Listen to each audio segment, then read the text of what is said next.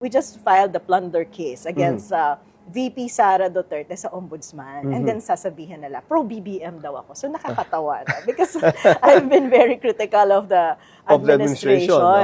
And then I'm pro-BBM because And you were part of the administration a few years back so too. I was a part of the administration. So that's basically the logic. As part of the administration, therefore, I'm pro-BBM. Pero before I was appointed, I'm anti-BBM. So parang hindi nila ma-reconcile yon.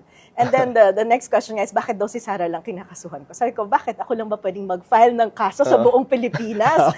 Diba? Wouldn't it be more fun if file ng kaso? That's right. Ang lagi ko pinapaliwanag, and I think people should understand this, at sabihin naman natin na very idealistic, but these are the things na kailangan pinapaunawa natin sa mga kabataan natin. When you work in government, ang nagpapasweldo po sa atin, Taong bayan. Taong bayan.